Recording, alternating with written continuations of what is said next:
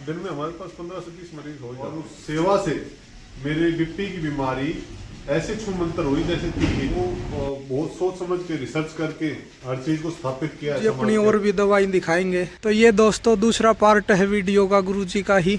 ये देखिए गुरुजी ने कार्यालय बना रखा है कितना सुंदर। ये भारतीय मूल की जो देसी गौ माता है उनका वो है। ये देखिए कौन से महीने में क्या खाना चाहिए वो भी वैद्य जी ने अलग से एक एक चीज लिखा रखी है।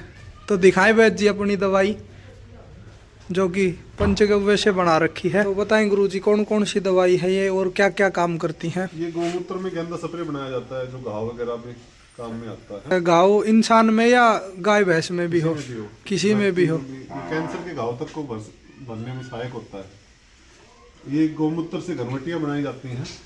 गौमूत्र घन से ही जब अर्क बनने निकलने के बाद घन बच जाता है तो उससे जड़ी बूटियां डाल करके। तो ये क्या काम आती हैं? ये हम जैसे ये गांठ के लिए है। ये वाली शरीर में किसी भी जगह गांठ हो जाए तो उसके लिए काम में आती है। तो ये आपने कहीं सीखे हैं गुरुजी या खुद रिसर्च करके बनाई हुई हैं? हमने पंचगव्य सेल थेरेपी का कोर्स किया था चेन्नई से। ठीक है। राज्य कृषि ने चलाया था तो वहां से इसके ऊपर हमने काम किया था। ये नासिका होती है नाक में डालने की, जैसे माइग्रेन वगैरह होते हैं और छाती से ऊपर के जितने भी रोग हैं, एलर्जी वगैरह, नजला वगैरह, उन सब में काम की आती है। खराटे वगैरह इनमें ये गाय के घिस्से बनती है और ये हम बुखार के लिए बनाते हैं स्पेशल। कुछ जड़ी बूटियों का मिश्रण, किसी भी प्रकार का जो जवर होता है उस जवर में विशेष गुणकारी मात्र 3 खुराक में ही ठीक हो जाता है मरीज। तो दिन में गुरुजी कितने के मरीज देख लेते हो आप? दिन में हमारे पास 15 से 20 मरीज हो जाते हैं। तो अपना कार्यालय समय क्या है अगर कोई मरीज मिलना चाहता हो? 8 बजे से 12 बजे तक सर्दी में, और गर्मियों में सुबह 7 बजे से दोपहर 11 बजे तक देखते हैं। तो ये देखिए दोस्तों गौ माता के नारे लगाने से गौ माता नहीं बचती। ये देखिए गुरुजी ने कार्यालय बनाया हुआ है और अनेक बात इन दीवारों पे लिखी हुई है। तो गुरुजी आप आखिरी संदेश कोई देना चाहते हो वीडियो के अंत में? बस जी हमारे पूर्वजों ने जो काम किया है वो बहुत सोच समझ के रिसर्च करके हर चीज को स्थापित किया है समाज के अंदर। चाहे वो हमारी परंपराओं के रूप में हो, चाहे वो हमारे जीवन यापन के लिए जो चीजें दिनचर्या के रूप में हो, उन सब का यदि हम जीवन में पालन करेंगे और गौ की सेवा करेंगे, गौ के गव्यों का यदि पान करेंगे और अपने खेतों को भी पूर्णतः जैविक बना लेंगे तो क्या आप गुरुजी ये समझते हो कि अगर हम ये जो ऊंची ऊंची मंजिलों के हॉस्पिटल हैं अगर इनमें ना जाके गौ माता की शरण में आ जाए तो क्या ये बड़ी बड़ी बीमारी खत्म कर पाएंगे हम? बहुत सारे ऐसे अनुभव रहे हैं। आज सुबह भी एक पेशेंट ने अपना अनुभव बताया कि उनको इतना जबरदस्त बीपी लो होता था कि वो पास खड़े व्यक्ति को ये भी नहीं कह पाते थे कि मुझे बीपी लो होने लग रहा है या कोई परेशानी। तुरंत प्रभाव से बलून में इतना अधिक प्रभाव दिखता था बीपी लो का। और उन्होंने आज मुझसे ये कहा, बताया कि मेरा जो बीपी लो होता था मैंने केवल घर में गाय ले करके उसकी सेवा की और उसके हाथ फेरने से उसके गव्यों का सेवन किया, उसकी सेवा की और उस सेवा से मेरे बीपी की बीमारी ऐसे छू मंतर हुई जैसे थी ही नहीं। हमने बहुत सारे रोगियों पर अनुभव किया है।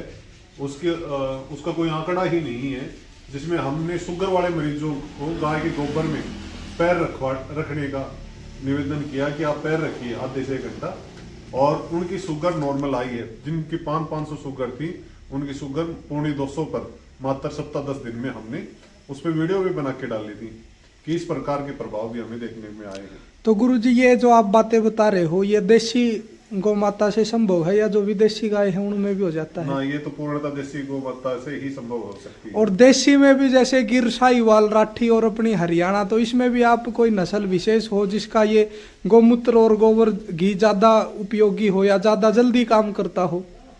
परमात्मा ने क्षेत्र विशेष के अनुसार प्रकृति में अलग अलग क्षेत्र विशेष के अनुसार ही गाय निर्धारित की है कि गुजरात में गिर चले, हरियाणा में हरियाणवी चले, राजस्थान का जो गिर कांकरेज का क्षेत्र है वहां पर कांकरेज चले, राठी का क्षेत्र है वहां राठी चले।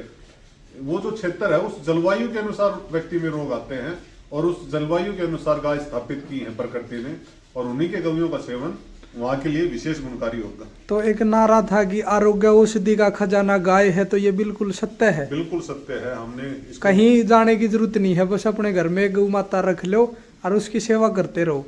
जरूर इससे हमने इतना तक देखा है कि नाड़ी, क्योंकि हमारा नाड़ी परीक्षण का रहा है, तो जिन लोगों की हमने नाड़ी पकड़ी और उन लोगों में हमें मुश्किल से 1-2 बीमारी मिलती है जो लोग बीमारियों से भरे हुए आते हैं, और जब उनसे पूछते हैं तो पता लगता है कि वो गाय के गौ में सेवन कर रहे हैं। और हमने जिसकी नाड़ी पकड़ी और उसमें ये कहा कि नहीं, आप गाय के गौ में सेवन नहीं कर सकते क्योंकि आप में इतनी बीमारियां हैं, और उसने ये कहा कि नहीं, हमारे पास गाय है, तो जब उसकी तह में गए तो पता चला कि या तो उनके घर में दोगली है या जर्सी है या उनके घर में बच्चिया है कि उन्होंने अभी दूध पीना शुरू भी नहीं किया। तो मुझे इससे पता चला कि गाय के गव्यों का सेवन करने मात्र से उनके बहुत सारे रोग अब स्वतः ही खत्म हो गए, समाप्त हो गए। तो ऐसे ऐसे जो वैद्य जी हैं उनका हमें बारंबार आभार करना चाहिए, जो कि अपनी गौ माता को अभी भी पूरा दर्जा दिलाने के लिए लगे हुए हैं। ये देखिए, ये गुरु जी का कार्यालय है, पूरा गौ माता के, देसी गौ माता के गुणों से भरा हुआ है। और ये तो एक वीडियो में बता भी नहीं सकते हम, इतनी उपयोगी होती है अपनी देसी गौ माता। तो आप भी एक गौ माता देसी या बछड़ी अपने क्षेत्र के अनुसार जरूर अपने घर में रखें। जय गौ माता, जय गोपाल।